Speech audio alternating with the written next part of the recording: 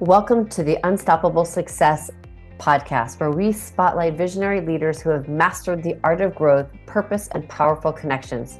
I'm your host, Jacqueline Strominger, connector, high performance coach, and creator of the Leap to Your Success framework and 2 Steps to Yes. Each week, we dive into bold insights, real conversations, and powerful strategies to fuel your growth, deepen your relationships, and ignite transformational momentum. And why? Because you were meant to be unstoppable. Now, let's leap into the podcast.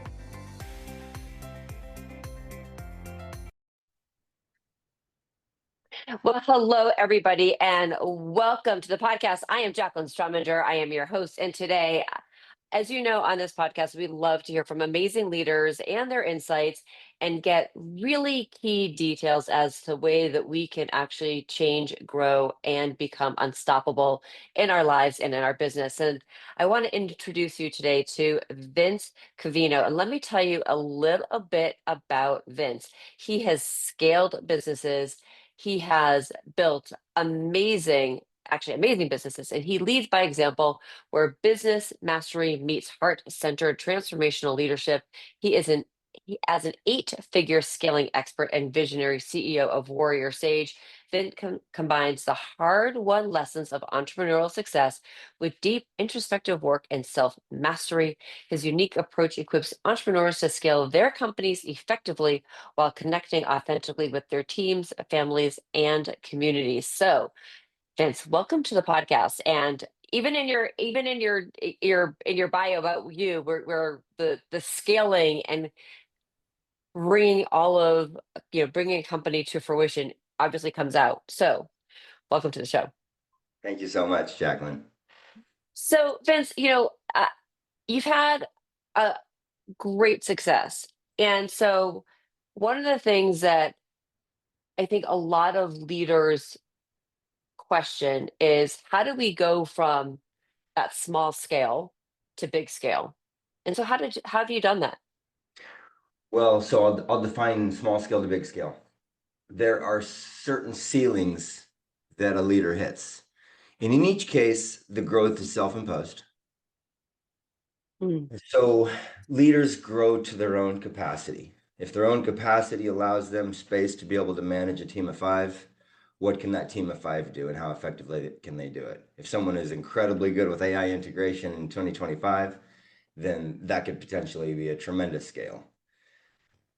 Very often the next level, let's say that to go from 7 figures to 8 figures, it requires developing the leaders around you, which means I've got to understand how to attract them. Why would Hmm.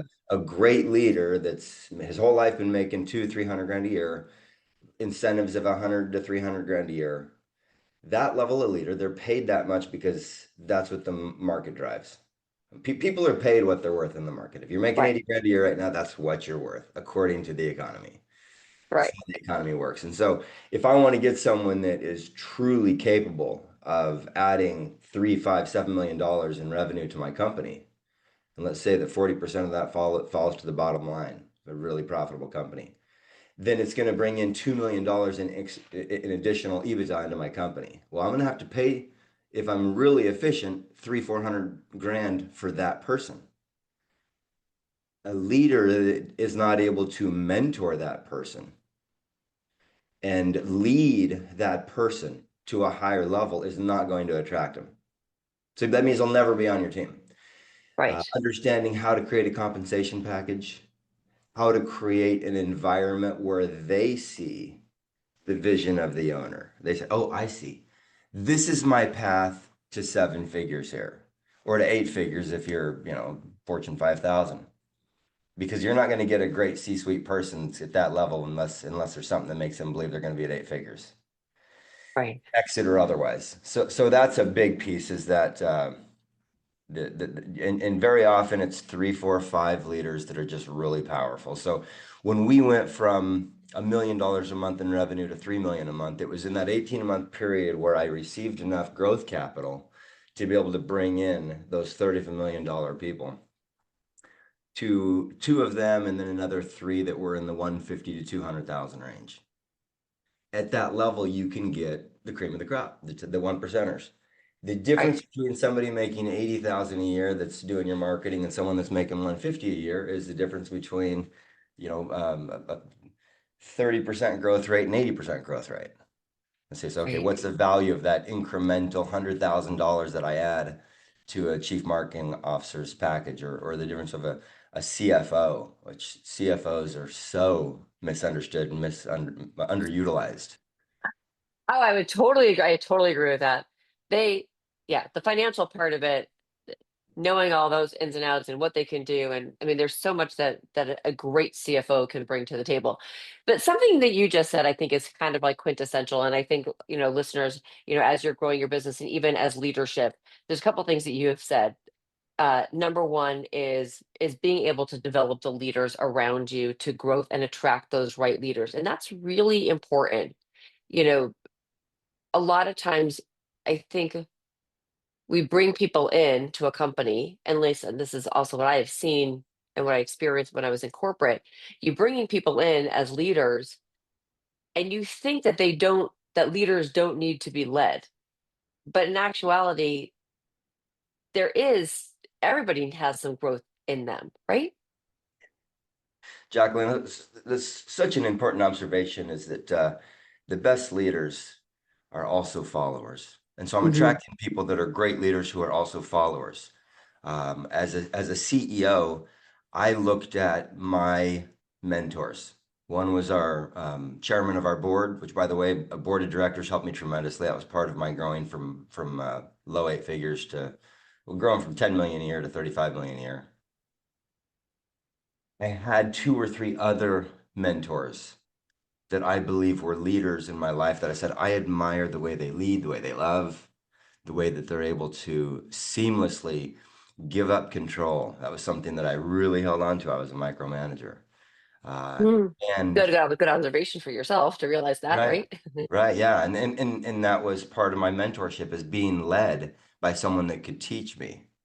And then my willingness to lead others. I can tell you this, in 2016, when I first brought on my two C-suite executives, a quarter million a year apiece with incentives as well. I went through maybe three executives over the course of 3 years, which is way too high. And I realized, okay, I can attract him here. I can dangle a carrot. I can show him, hey, look, here's our path. This company is going to be over $400 million, and here's your slice of it. I couldn't at that stage retain them. Mm. Didn't have the capacity. So that's another part of the formula. It's one thing to bring them on. It's one thing to sell them on the vision, which I was really pretty good at. But 6 months in or 8 months in, I remember a COO who I couldn't believe I'd got someone at this level. I thought, wow, this is just incredible. But he truly saw what was possible. And because he was such a professional ninja with humans, he said, Vince, you're hard to work for. I want to tell you. And it was my first time I ever, I heard 1,000 people tell me that before, but I had never let it land to the level of trust that I had in this person and the respect that I had for his integrity. I thought, he's probably telling the truth. And then I started to Yes. realize how to retain and why it was hard and why I needed to be a little bit, Steve Jobs went through that process as well and had that shift. And very often it comes with some of the gray hairs, but Few extra wrinkles in the, you yeah, it know.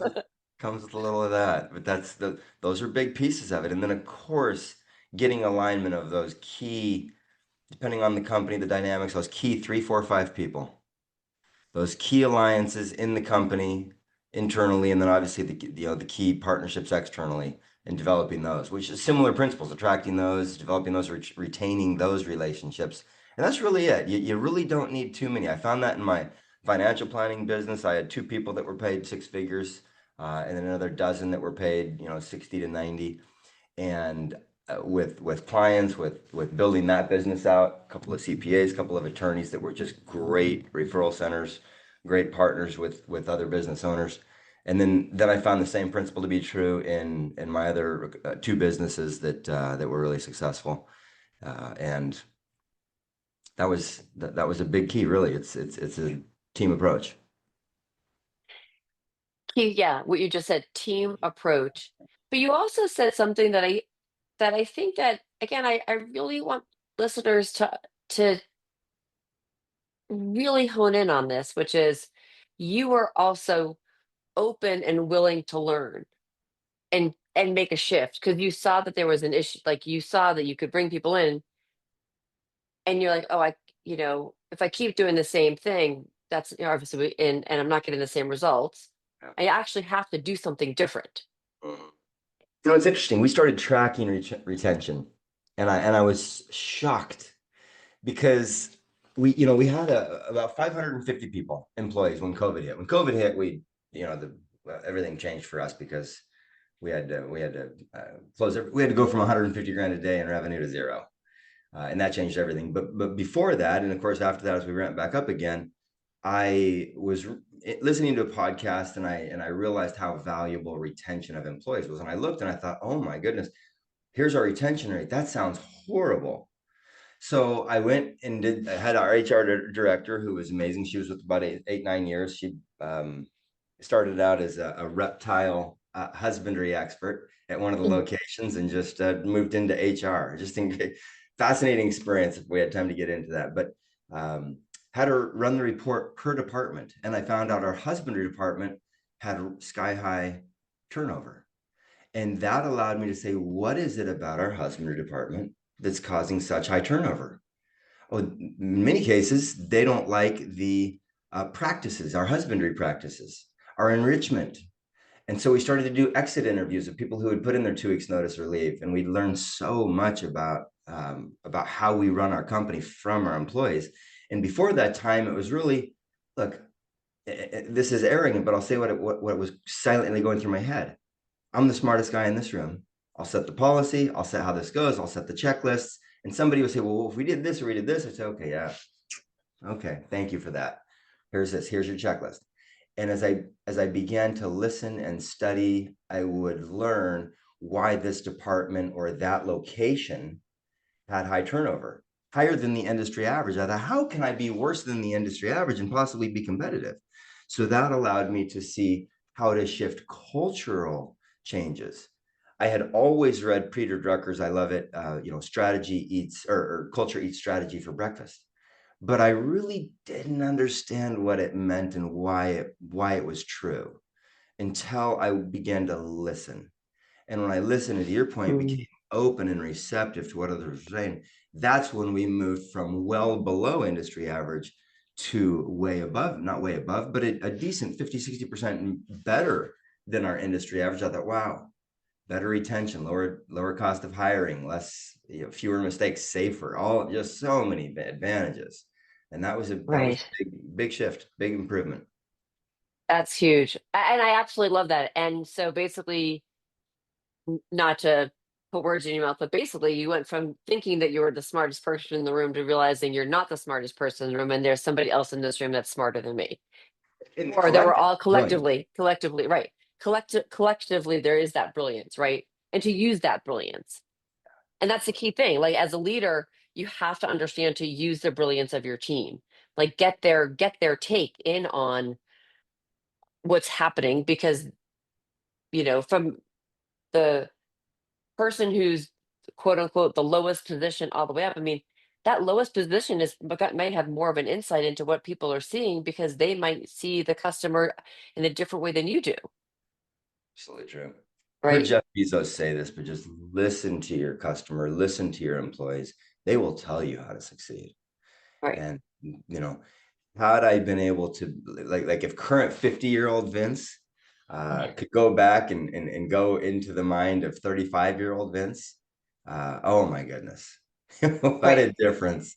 What a Right. But that's why it's so great because you get to share this wisdom with us now. And so hopefully there is a 35-year-old Vince listening and they're going to yeah. collect that wisdom, which is so important. So something that you also said that I think is also really important I want to talk about is that you shared in order for you to scale. I mean, you had to obviously go out and you weren't bootstrapping this off of your credit cards or a loan from the bank. You actually, to bring in those key C-suite people that, leaders that were going to help you, to pay somebody three, four, whatever, $100,000 a year plus bonuses, that takes capital. I That's mean, right. unless you obviously had it No, it saved in the does. bank. I mean, it just takes capital, and an investment in yourself is generally the best move you can make. An investment in your leadership, your development, both inner and outer mastery. I believe if you have one or the other, you're going to fail. In other words, you could have great business mastery, which I believe that I had, and I believe that I failed in so many levels because I truly didn't have that inner mastery, and I understand that really clearly now. A lot of mentorship and a lot of work on that. In terms of growth capital, most businesses are on they don't know it, but they're on a 10 or 20 or 30-year timeline. And they're not even thinking that far in advance because they're thinking about next month or maybe next year. But the reality is most businesses that are successful take decades. Okay, so let's start with 95% of businesses don't make it 10 years. The ones Right. that do make it 10 years, they're in it for 20, 30 years. Well, how do I shorten that 20 or 30 years so that I'm not saving and slaving for 20 years and turn that into a 5 or a 7-year timeline? That's when it dawned on me, hey, I want to build 20 locations. That's going to take, they're $5 to $10 million a piece. That's going to take me 30 years if I wait till I get my revenue ramped up. So Sorry. I'm laughing because it's so true, but because it's, we don't see, and I want to say this, you know, so many times in business that we don't see the beginning, right? We don't see, people, think about Amazon, for example, right? Nobody saw the beginning of him working on that, right? And there's that 10 years that it took to get to here, and that, but then there was capital. Anyway, so keep going. I was like, there was capital. His parents, a couple of his friends, and they've obviously done really well. But without those very fundraisers, it's right, very probable, and I haven't dissected his well enough, but there are plenty of deals out there, plenty of big public companies out there that without the growth capital, they would not exist. These people wouldn't be billionaires. They wouldn't employ 10,000 people and serve 10 million customers. Sequest, my company, and other companies that I had were not Sequest branded. They served 20 million guests that came to my locations. We estimate that when someone comes, they smile 80 to 150 times. Literally, I created 2 billion smiles. 2 billion, right? Of these right here. That would not have happened if I didn't I, know how to go out and attract capital. And by the way, let's just say same principle, retain the capital, because I can tell you that my early investors that on day one put in 1 million here and 2 million there, later, years later, put in 3 million here or 8 million there. So we raised a lot of eight figures of dollars from real estate partners, from investors, in a couple of cases from friends, and I would have never been able, in my peak growth year of 2019. Of course, when COVID hit, everything changed. We shut everything down. right, But the year before COVID hit, I built 5 locations. I opened 5 in the year. In fact, when COVID hit, I was literally a month and a half away from opening Fort Lauderdale. A month and a half. I had water in my exhibits. I had sharks ready to go. I mean, we were so close. It was crazy. And then there was a big lawsuit between the city of the Kita sued the city of Fort Lauderdale for letting me come to Fort Lauderdale, and then COVID hit at the same time. It was just nuts. You're able to build 5 locations and employ 300 people at those locations that welcome 3, 4, 500,000 guests per year without, in that case, about $28 million. I couldn't have done it. So it's necessary, and I suppose I could have done one every 2 years and made this a 20-year endeavor, but I don't have the patience for that, and I want to make a big impact. right. In this case, it was 2 billion smiles, and frankly, $400 million for me. My motives have shifted, but that was the idea, is still impact at some level, and so yeah, growth capital is something that. In my early career with an investment firm, that's where I started. I built a firm called Legacy Wealth up to 9 figures. And then I sold that. That now is approaching $1 billion in assets under management, managed by probably 60 or 70 advisors now. And they've really taken it into the three businesses that I've had really successful exits with, they've taken them to astonishing levels. And it's very gratifying to look around and say, wow, look at all the good that this company is doing. And I birthed it. I brought it in through its, toddler years and juvenile years, and they've taken it and they've done things that, frankly, I wouldn't have done. And I say that in positive ways. I mean, they've gotten more sophisticated, more calculated, and the level of planning that they do now. I was just on the phone with them yesterday, helping a guy worth $130 million. It's beautiful to see that and to be a part of that. You know, and I think that's actually a really interesting thing to be also to be able to understand yourself as to almost like knowing, you know what, I've gone here with this. I know that if it's going to go here, I might need to step out, sell it, whatever, so that I can have somebody else bubble it up even further. And so, in that sense, like if somebody has that company or is in that position, what was the sign for you that was like,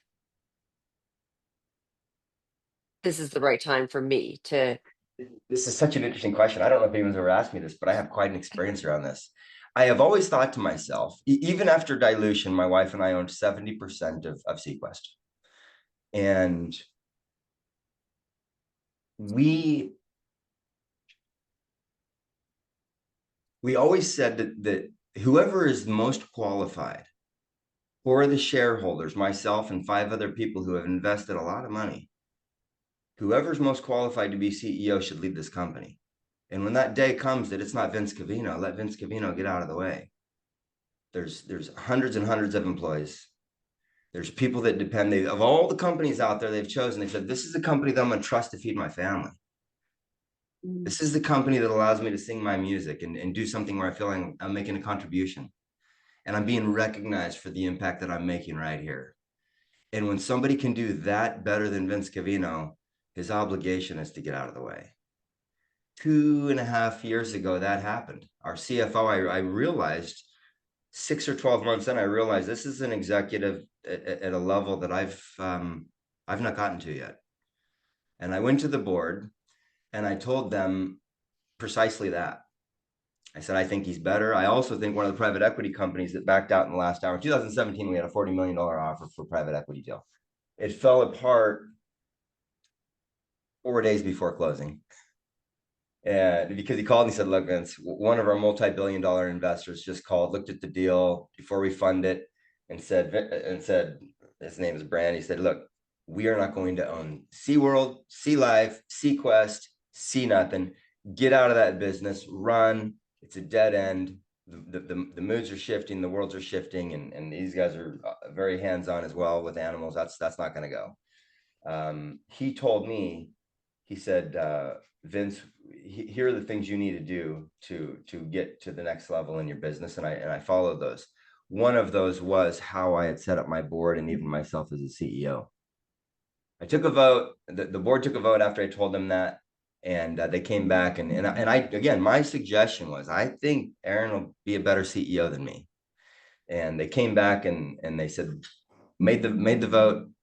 Vince is still the CEO. And I thought, oh. I was very gratified at this level because I thought they believe in me.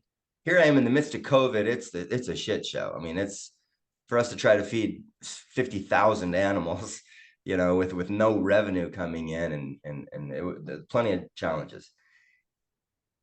On the other hand, I thought, I'm not sure I want to be doing this anymore. Mm. Every day was a fight. I felt like Chief Joseph. I will fight no more forever. So another 4 months went by and I went back to the board and I said, first of all, I still think that our CFO is a better CEO than me. Second of all, my passion for this is dwindling. When you're paying attorneys $800 an hour to fight animal rights activists and just constant, Right. Good Morning America, all just news articles, and you read the news articles, like, okay, look, there's like 4% truth to that. You know what I mean? And it's so out of, and you just every day, there's literally three, Right. 4, 5 articles every single day. And so I stepped down, but there's a great study out of Harvard, the founder's dilemma, where the very skills that birthed the company into existence, took it to the level that it hit, where it hits a barrier, are not the skills that are needed to take it to the next level. And so very often it behooves, and I've seen brilliant people do this, where they've hired a CEO. And I remember 2005, 2006, one of my friends did that for his company, very successful company, and I was closely affiliated with him. And I had a great valuable lesson there, that he brought in a CEO that was better than him at it for this big company, and it was a good move. In hindsight, I look and say, wow, wow, he just had a $250 million exit. Why? He put in the right leadership. Right. That I could talk to you for hours about this because I think it's so true that, again, like there's a season, like when you, and even as when you found something and you get it going, at some point, it is actually better to take that step back and have somebody else come in, not because you don't believe in it anymore. As you shared, like the passion for it changes. You want to see it go and keep growing, but your day-to-day passion changes. And Jacqueline, it could be passion, but it also could be skill set. right, yeah, skills, right. Yes. Yeah. I mean, and bringing somebody else in and being able to acknowledge that and recognize that, like, kudos to you for like seeing that. Because I think sometimes that's a lot harder to see and admit. Like, I don't have the skill set to do that and to admit that, because so many of us don't want to, like, so many people don't want to, right? I'll give you a quick hack, Jacqueline. You'll like this. I can tell you who, if you spend a lot of time on AI knows you, and it will tell you what your blind spots are if you ask it and say, be brutally honest with me with all these problems, everything you know about me. Give me 20 questions that explore my leadership capabilities. Where am I strong? Where am I weak? Give me the questions. Then go in and answer those 20, 30 questions. And then say, now, my AI's name is Valen. Tell me everything. Tell me what I don't see, and don't sugarcoat anything. I want the fucking truth. And it laid it out. And it was so spot on. I can't believe it. It gave me chills. And I thought, oh my gosh, that's why my mentor told me I'm a 4 out of 10 with leading the feminine. I see it. I connect the dots. Here's why in 2013, this female employee told one of my board of advisors, Vince doesn't know his head from his ass. I know why she said that, because I don't. I get it, right? And I'll tell you, when you're willing to receive the truth, I call it the lotus sword, the penetrating truth, recognizing it's but the people in your life that can do that with love in depth, like the COO did for me at one point, or another employee. So many times I've had, not so many times, but 5 or 6 people in my life, which is a lot, who can speak truth to me when I have a blind spot. I've got them. I've got 5 or 6 of them in my life, and they will drop truth bombs right on me. uh, And it's I love amazing. it. Every time we go to a different level in our relationship. That's awesome. I love it. Yeah. I'm gonna have to ask my favorite AI that knows me the best. Because there is one that you always do your whatever. I'm gonna have to ask him my blind spots. Um anyway, so Vince, how can people get connected with you and learn more about all the things that you're doing? And I know pre-show you shared that you've got this little retreat happening place. So how can people best connect with you, get more of your wisdom? Warriorsage.com. I'm on TikTok as well, and or vincecovino.com. Is there one place that you hang out more? Um, if someone's looking for growth capital, warriorsage.com. Okay. If someone's looking for just a bit more about just the content of my experience in my life, probably TikTok. That's awesome. Well, listeners, first and foremost, I'm sure you've gotten some great nuggets out of this episode. I know that I have. And Vince is such a wealth of knowledge and a great expert on growing and scaling a business. So connect with him. Go to Warrior Sage, check him out on TikTok, connect with him on all the socials. And please do me the favor of sharing this episode with your friends and colleagues, because I think it is vastly important information to be shared. And also make sure you hit subscribe. I'm Jacqueline Strominger, your host, and thank you for listening. And thank you, Vince, for being an amazing guest. Thank you so much. Thank you so much for joining me on the Unstoppable Success podcast, where we don't just talk about growth, we leap toward it. If something today lit a fire within you, sparked a new idea, or gave you the extra push forward, please don't keep it to yourself. Share this episode and podcast with a friend, colleague, or fellow high achiever. Be sure to subscribe, rate, and review, and most importantly, connect with me, Jacqueline Strominger, at leaptoyoursuccess.com for coaching, community, and your next bold move. Keep leading with intention, keep building your network with purpose, and most of all, keep leaping, because you were meant to be unstoppable.